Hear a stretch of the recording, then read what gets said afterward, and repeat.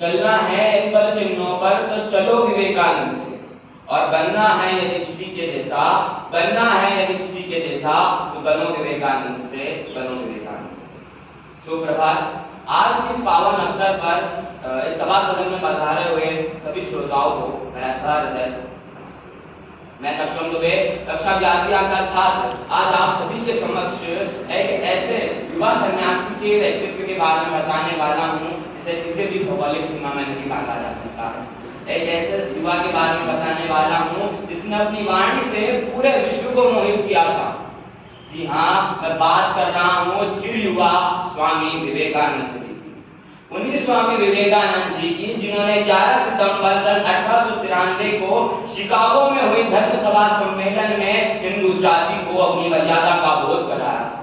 जहाँ लोग हिंदू धर्म का मजाक उड़ा रहे थे, हिंदू धर्म की निंदा कर रहे थे, हिंदू धर्म का अपमान कर रहे थे, वहीं स्वामी विवेकानंद जी ने हिंदू धर्म को अपनी मर्यादा का बोध कराते हुए हिंदू धर्म को अपमान और घृणा के पंख से उबार कर एक उच्च स्थान पर विराजमान कराया।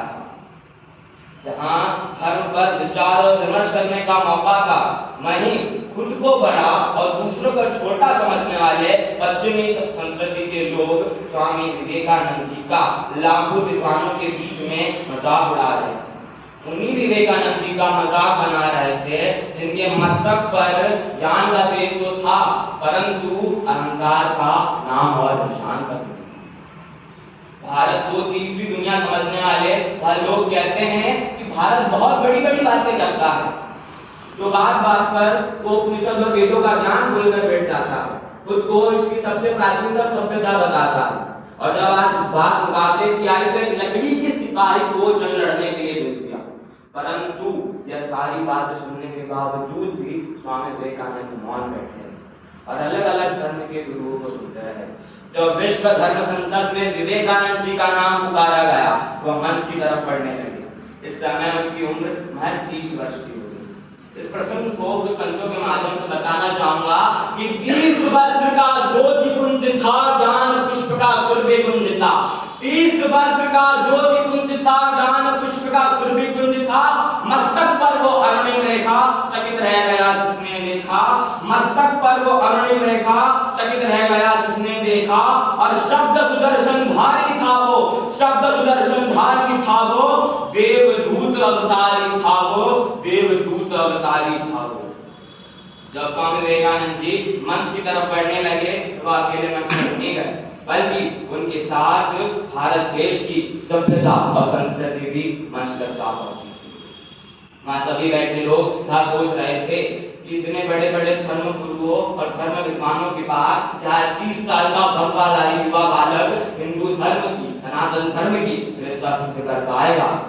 परंतु जब शिकागो धर्म सभा सम्मेलन में स्वामी विवेकानंद जी ने मेरे अमेरिकी वासी भाइयों बहनों और भाइयों कहकर सभा को संबोधित किया तो इन्हीं कुछ शब्दों के भीतर विपुल शक्ति भरी थी जिसने श्रोताओं के हृदय को स्पंदित कर दिया था।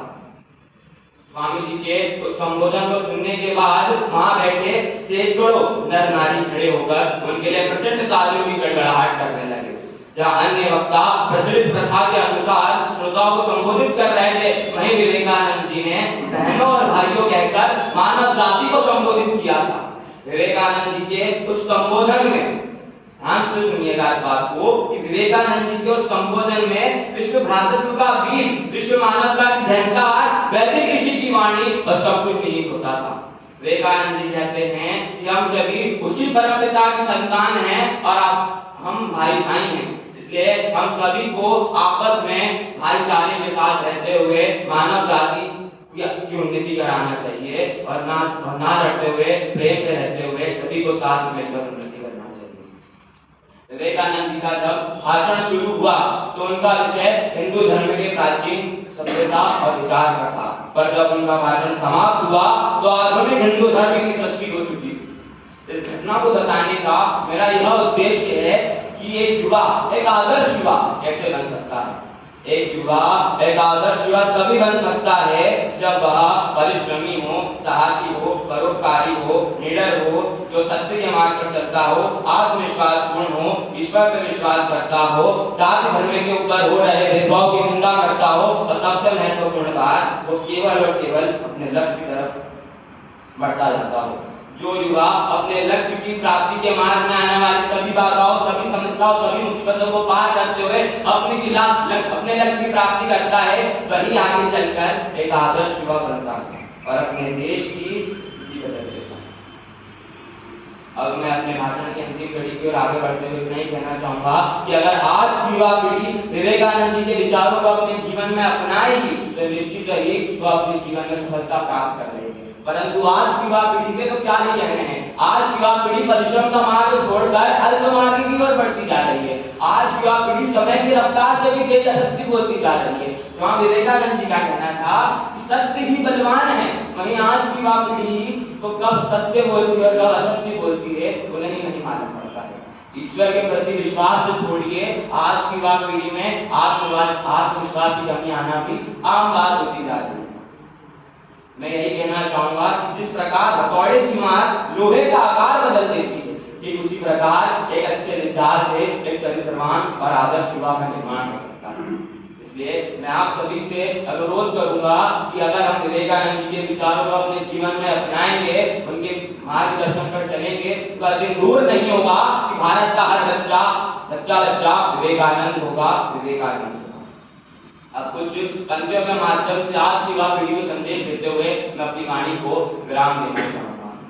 कथानक व्याकरण समझें तो सुरभित छंद हो जाए, कथानक व्याकरण समझें तो सुरभित छंद हो जाए।